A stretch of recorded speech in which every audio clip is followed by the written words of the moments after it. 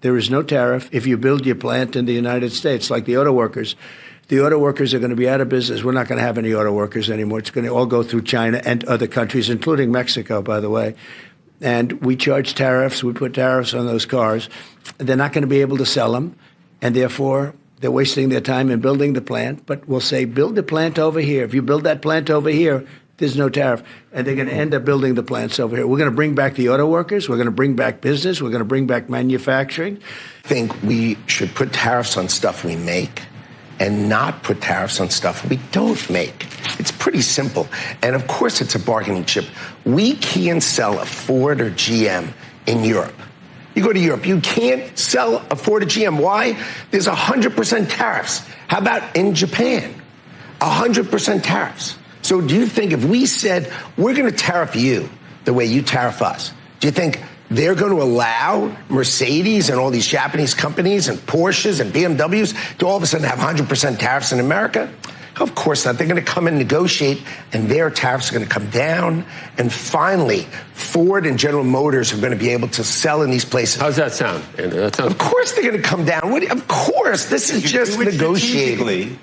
It absolutely makes sense. If you do it strategically, if it's across the board, it creates a real problem. And the question is whether you believe the president is going to do it strategically or across the board. He keeps saying it across the board. Well, when you're running for office, you make broad statements so people understand you. Right. Okay? Tariffs are an amazing tool by the president to use. They're an amazing tool, but he understands, don't tariff stuff we don't make.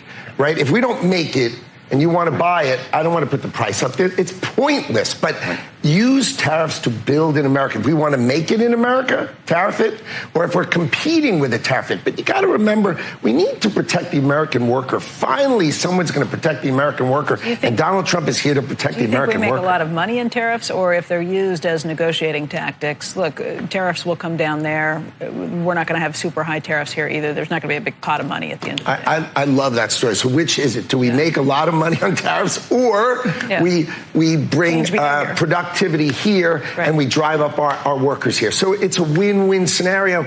I like both of them. I think what's going to happen is we'll make a bunch of money on the tariffs, but mostly everybody else is going to negotiate with us, and we will be more fair. In 1948, right, we came up with something called the Marshall Plan, right? The world, Germany and Japan were destroyed after World War II, and we wanted to export our economy to them. So we made a rule. They could tariff us, and we won't tariff them. So they can rebuild. This is the best explanation I've heard of. So they can rebuild their economy. We rebuilt their economy using something called the Marshall Plan. Yeah. Our economy is so awesome that we'll use it to help you rebuild. When should that have ended? What do you think, 1980?